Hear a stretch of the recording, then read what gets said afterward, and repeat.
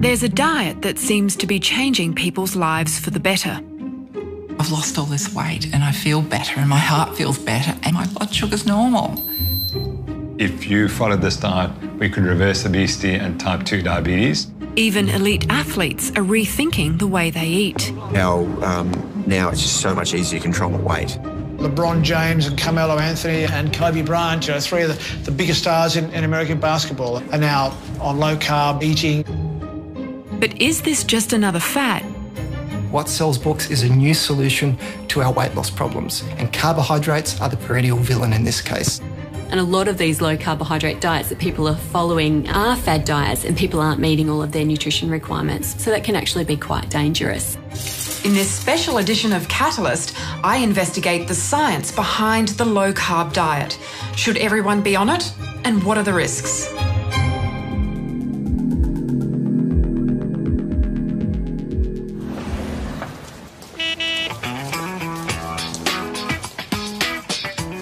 In the 70s, dietary guidelines around the world promoted the food pyramid, which recommended we reduce fat and eat a lot more carbohydrate. It was recognised that carbohydrates were a cheap energy source, and still are. And as cheap energy source, they've made it into our diet. Get off the fats. Get it off. Reducing fat became the cornerstone of health advice for the next 40 years. Fat doesn't just build up around your waist. As a nutritionist, I'm willing to wear some of the blame here that the simple eat less fat message hasn't worked very well. What happened was people ate less fat and replaced it with a lot of processed carbohydrates, particularly sugar. We're all having far too many carbs in our soft drinks, in our fruit juices. Processed food is full of carbohydrates because when they took the fat out of food, they took all the flavour out, so they had to replace it with something. What they deny is that humans have no essential requirement for carbohydrate. Controversially, some doctors are now proposing we flip the message. Instead of reducing fat, we need to reduce carbs. We're just collecting the information, we're collecting the people who are going to direct... South African professor Tim Noakes believes the surge in carbohydrate consumption has contributed to the obesity epidemic. Why? Because carbohydrates stimulate a hormone called insulin, which increases the body's fat stores. The role of insulin in the body is to build fat. So if you're consistently eating every 3 hours carbohydrates, what happens is you consistently have an elevated insulin concentration in your blood. What that does is it drives the excess carbohydrate into the fat cells, and the fat cells now cannot release the fat. The brain in somehow interprets this as that you're starving, so 3 hours later you have to go and eat again. And that is why you get this repetitive eating behavior in people who are eating carbohydrates. Of the 3 dietary macronutrients, carbohydrates are the most potent stimulator of insulin. When you eat fat, you get essentially no insulin response. When you eat protein, you get a moderate response. When you eat carbohydrates, you get relatively higher responses. Many people get the wrong impression of this diet. It is not a high-protein diet for that very reason. We don't want all that insulin secretion from a high-protein intake. However, you do need enough protein to sustain your muscle mass and also to prevent hunger. But predominantly, it's a low-carbohydrate diet. That is the key. Professor Noakes says the low-carb diet with moderate amounts of protein helps you lose weight because it reduces cravings and makes you feel fuller for longer. What this diet does is it is high in fat and protein, and that satiates your brain and reduces your hunger. And that is the key to this whole process, because if you can reduce your hunger, your calorie consumption goes down. Thanks for coming in today. So have you seen a dietitian before? No, I haven't. Okay. Spokesperson for the Dietitians Association of Australia, Melanie McGrice, agrees that a low-carb diet can help with weight loss. Somebody who I would consider putting onto a lower carbohydrate, higher fat diet might be somebody who needs to lose weight quickly, possibly if they're going to have surgery, or they might have been able to do exercise in the past, but now they've put on too much weight and they just need to get some fast weight loss off so that they can go and get back into exercise again. So there's certainly times and places for a lower carbohydrate, higher fat diet. But what we need to remember is that That's not a solution for everyone. While dietary carbohydrates are normally the main source of fuel in the body, they're not an essential macronutrient. If you remove them from the diet, the body can switch to burning fat for energy instead.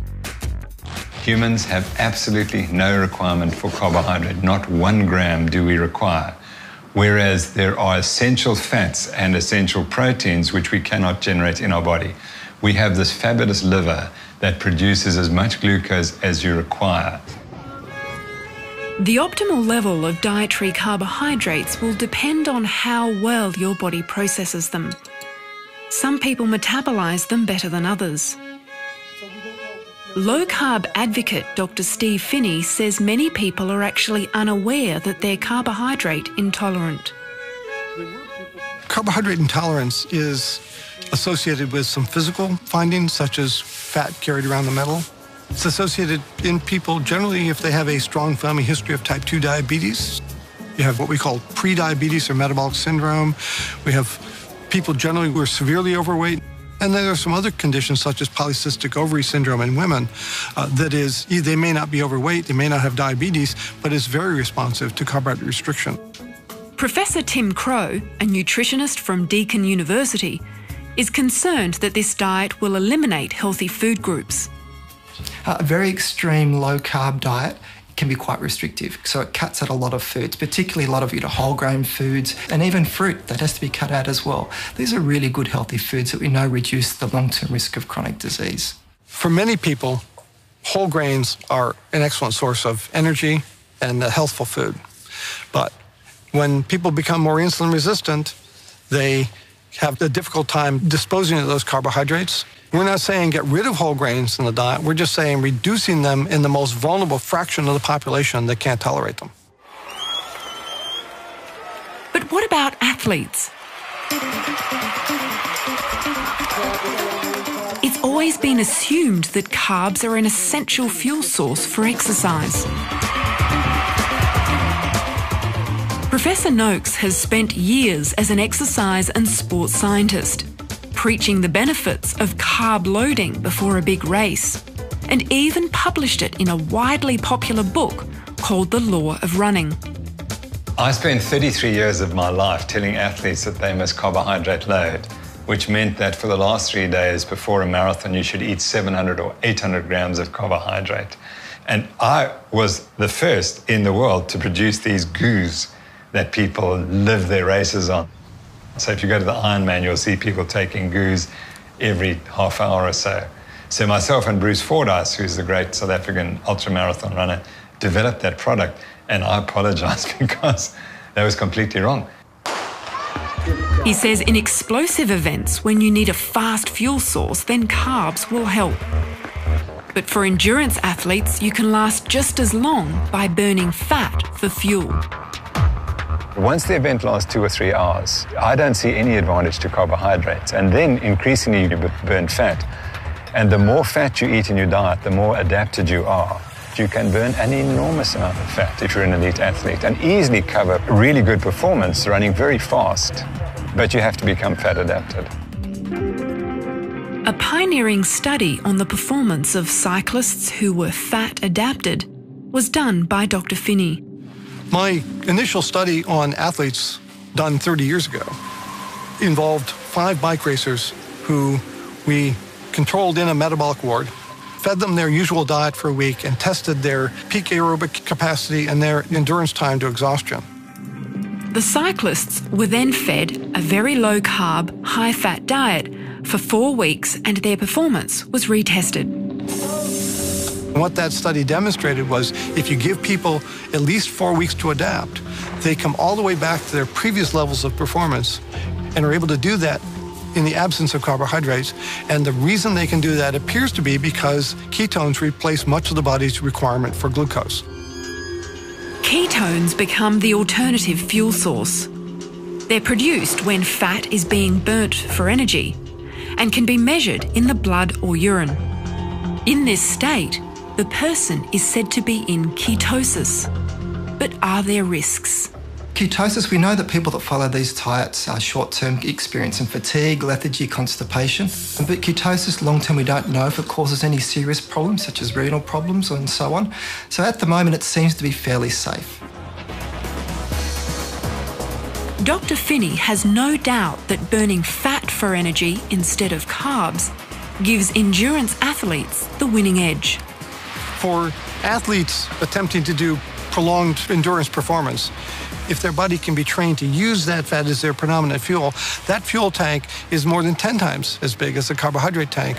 And that's why we see the ultra endurance athletes now not just winning races, but setting records on low carbohydrate diets.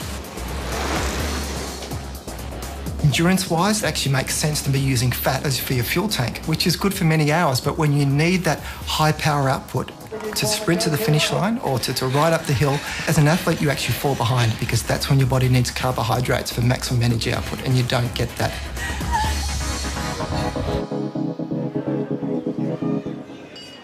Low carbohydrate diets are naturally higher in fat.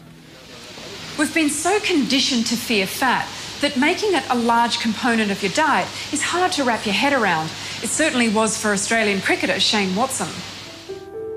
Everyone that had educated me about the way to eat and eat a low-fat diet meant that I had a fat phobia. I cut all my fat off, all my chicken, my meat, my bacon, everything. So I stayed away from butter, from cheese, stayed away from nuts, like only a little bit of avocado, all the foods that are high in fat and high in energy. But in the end, I was always very hungry because I was cutting all the fat out of my diet and was just loading up on carbs. Within an hour of eating, I was always very hungry. It took the personal experience of Australian cricket team doctor Peter Bruckner to open Shane's eyes to a new way of eating. I had just turned 60, which was the age my father had developed type 2 diabetes. I was overweight, so I tested all my bloods before I went on this diet and then went on the diet for 12 weeks, lost 12 kilograms. Easy as you like, eating low carb, high fat. So the way our parents used to eat, you know, eggs and bacon and butter and cream and milk and all those things that had been forbidden for 30 years, and stopped eating all the sugary things and pasta and rice and bread, all the things that I'd been eating, and the weight just fell off and I was enjoying my food. I felt fantastic. My exercise capacity increased, and I got to the end of that and I just couldn't believe it. Soon after that, I went on tour. I'd already started my job with the cricket team, and the guys would all be coming up, Doc, you know, hey, what's happened, you know? And some of them in particular, Shane Watson and Mitchell Johnson, got very interested in the whole idea and decided they wanted to have a crack. For the next 18 months, Shane went on the low-carb diet, while Dr. Bruckner monitored him closely. So your blood pressure is 133/66, which is excellent.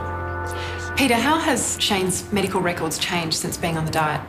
Well, Shane's always been one of these players who, despite high levels of exercise as an elite athlete, has always had a weight problem. And previously, the only way he could do it was really to starve himself.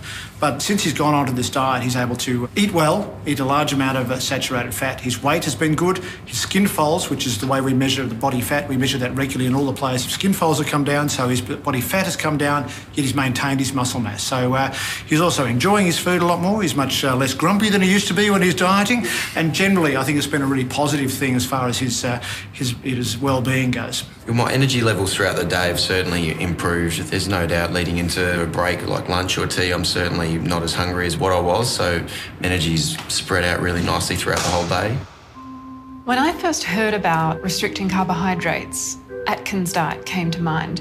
How is this different to Atkins? Look, it's fairly similar. Atkins was low carbohydrate.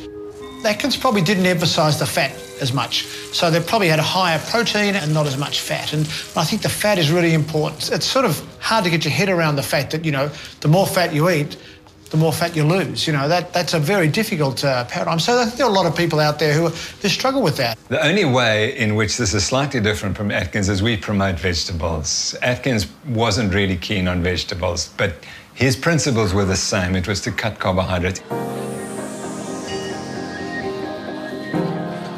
Often when we hear about fat, it conjures up images of deep-fried chips and highly processed foods full of unhealthy trans fats. Well, this is different.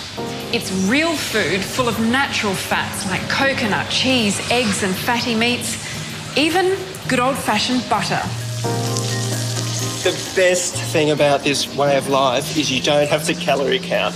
But celebrity chef and vocal campaigner of low-carb diets, Pete Evans, says cooking with fat gets the best results. we know this. Chefs know it. Fat equals flavour. How good is that? We've got animal fat. And here we've got duck fat, but you could use beef tallow, which is the fat from a cow. You can use lard, which is fat from a pig. You could use butter from all the things cow. we've been told not to eat. Exactly, and my favourite, coconut oil, which is absolutely fantastic. Great monounsaturated fat. Yeah.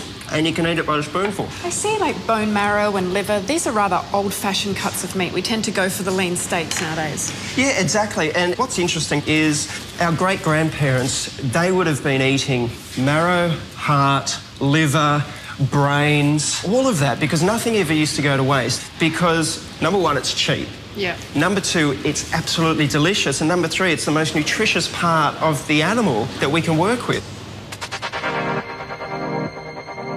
When restricting dietary carbs, people end up eating more fat, often saturated fat, which has been implicated in the development of heart disease. The first question that I asked him was, what about my arteries? Aren't I just going to, isn't that fat that I'm eating just going to go straight up and clog my arteries? And he made it very clear that that certainly wasn't the case. One of the concerns is that the diet is high in saturated fat, which we're told raises cholesterol and causes heart disease. Are you concerned about Shane's cholesterol? Not particularly. In Shane's case, the HDL cholesterol, the so-called good cholesterol, has gone up.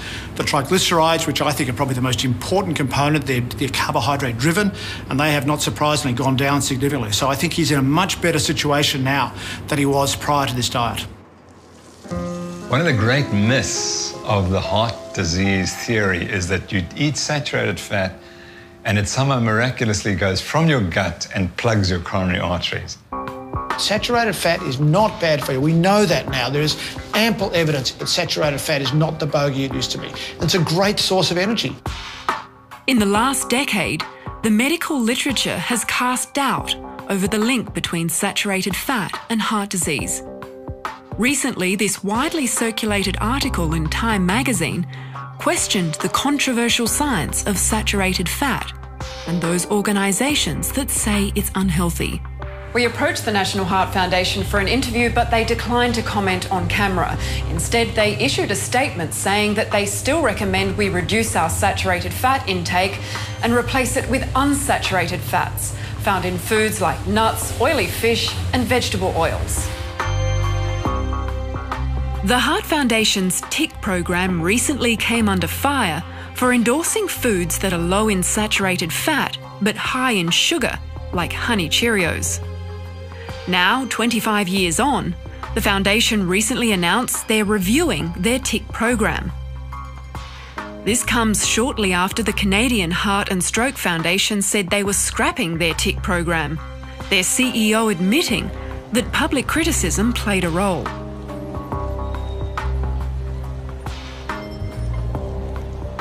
Some nutritionists say these diets are too difficult to follow. All diets fail because they are prescriptive and they go against our normal eating habits. And the more restrictive they are, the harder they are to follow. It's really hard to give up bread and pasta and rice, things we really love, and that's what you have to say goodbye to in a low-carb diet. So most people, eventually, they will start reverting back to their old lifestyles and they will be back to square one, ready to soak up the next fad diet that comes along. Pete earns a living by sharing his passion for low-carb recipes. What we've got here is a basic spaghetti bolognese. Without the pasta, we use zucchini instead. And the bolognese itself is full of nose to tail, basically. So we've got some marrow in there, we've got some liver, we've got a little bit of heart, and of course some beef mince from grass-fed cattle. And it tastes so good because it's so nutrient dense. Because, you know, Pete, we're always fighting this argument that food like this, because it doesn't contain grains, must be nutrient deficient because it has liver in it. It would be far more nutrient dense than anything that was grain-based. Now, we know that there's no one-size-fits-all approach when it comes to diet. However, there is scientific evidence to suggest that a large proportion of the population with obesity or diabetes would benefit from restricting carbohydrates. These people don't metabolise carbohydrates well. That's what diabetes is. It's a failure to metabolise carbohydrates. And yet we've traditionally given these people high carbohydrate diets. I mean, it just does not make any sense at all. I think both in the treatment but also in the prevention of type 2 diabetes. If we reduce the amount of carbohydrates in our diet, we will have a massive impact on type 2 diabetes, which is in epidemic forms. If somebody has lactose intolerance, they don't tolerate milk sugar, we tell them not to drink fresh milk. So if people don't tolerate carbohydrates, why shouldn't we tell them to reduce their carbohydrate intake to the level where it no longer causes them problems? This diet is really not necessarily for everyone because there are many people who can handle the carbohydrates. It's only the people with insulin resistance and diabetes for whom it's an immediate problem and for whom they get immediate benefits. When I was told by the doctor that my blood sugar levels were really, really high at 14.7 fasting, that I would need a specialist for my liver, it was that moment that I felt my life was out of control. Gabrielle sought the help of Melbourne GP Dr. Zishan Arain to manage her type 2 diabetes. When Gabrielle first came in, she was very keen not to have medication and to try and reverse this or manage it as best she could with lifestyle measures. So I offered her the opportunity to go on a well-formulated, low-carbohydrate, high-fat diet. What exactly did you instruct Gabrielle to eat? I basically was quite prescriptive in what I told her. I said, I want you to eat plenty of natural fats, so cook in butter, coconut oil, use olive oil. Don't go for the lean meat, go for the fatty cuts, a lot of egg. Dairy, if you can tolerate it, but more so the high-fat dairy, so double cream, butter. All those things we're told not to eat. Yeah, that's right. Under strict supervision, Gabrielle dramatically changed her diet. She stopped eating carbs from processed foods and began upping her fat intake. For the first 12 weeks, it was a very, very simple way of eating with vegetables. There was no fruit whatsoever because my sugar levels were really, really high, of course. And meat, there was meat in there as well. It's wonderful not being hungry. No cravings? No hunger. There's no hunger.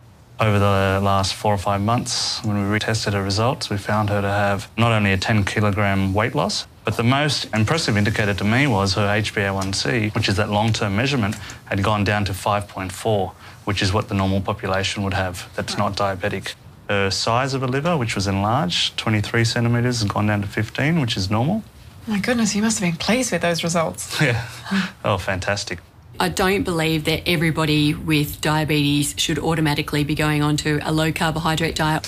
People who have medical conditions such as diabetes really should be going and seeing their accredited practicing dietitian for that personally tailored advice, because people don't just come with diabetes, they come with a whole range of different other medical conditions. They come from different backgrounds, they have different lifestyles.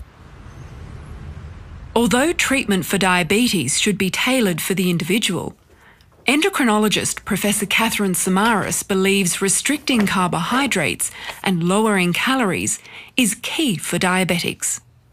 In my view, it seems counterintuitive to be asking people who have a deficiency in insulin, an inability to produce enough insulin, a requirement for medications to help them make insulin, to be eating so much carbohydrate.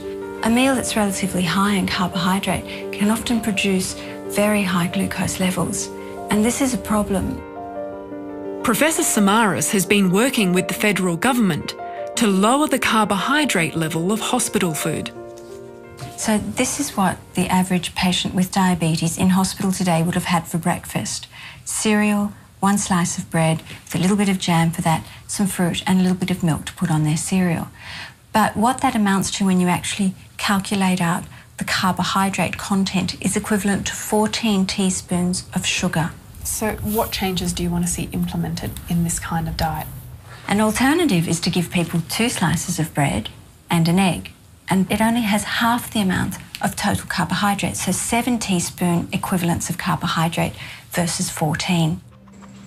We know that if you have high glucose levels in hospital, you have worse outcomes and higher mortality and longer length of stay. Now, all of these cost the community, they cost families, they cost the Department of Health. We can simply improve that by just improving glucose control in hospital. And it seems obvious to all of us that changing diet is a fundamental part of improving the outcomes of people with diabetes. What's wrong with replacing these carbohydrates with low GI carbohydrates? Low GI carbohydrates just refer to how quickly the glucose is released into the bloodstream. But the load, the total amount of carbohydrates, still has to be dealt with. In diabetes research, we're understanding more and more that you can wear out the pancreas by getting it to work extra hard. And so in that regard, the load of the carbohydrate actually counts. The GI may actually just blunt the glucose excursion after people eat, but it's still asking the pancreas to work extra hard. And so lowering the GI doesn't necessarily make the best outcomes.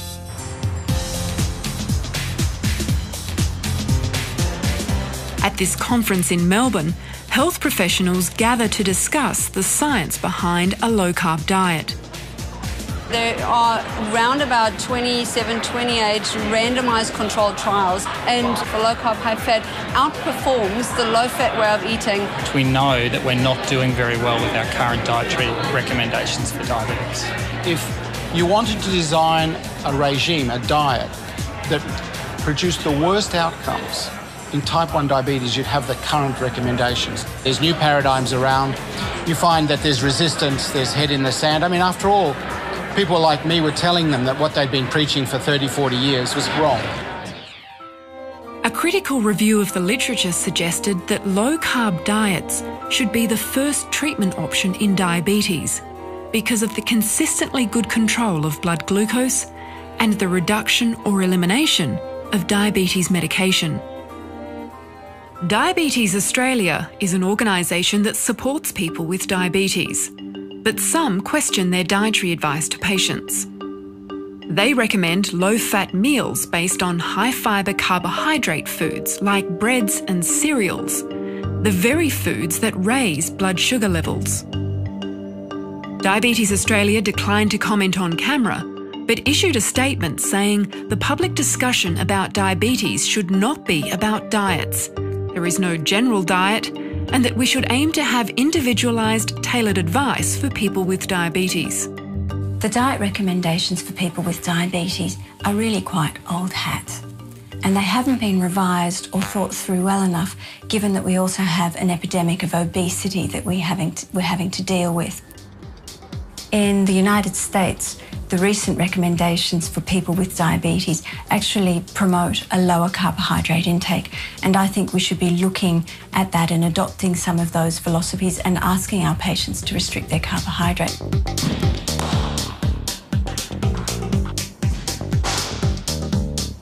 So what would you say to people who think this is just a fad diet? I'd just say try it and see how much difference it makes to your life. To me, fad means non-scientific, and there is plenty of science out there. Ultimately, I have faith that my profession is a science, and they will see the science and eventually come around to this way of thinking. I think it doesn't matter which side of the fence you're sitting on, whether you're going to be following a low carbohydrate diet or a higher carbohydrate diet. One of the key messages that everybody agrees with is the fact that we should be following a diet that has non-processed foods and lots of whole foods.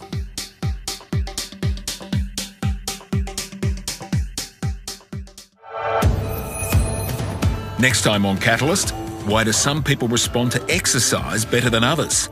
Meet Florence and Elizabeth, the 120-metre tunnel borers, and good news for fish on the Great Barrier Reef, why coral trout are seeing a boost in numbers. And go to our website for extended information about this episode and comments from the National Heart Foundation and Diabetes Australia.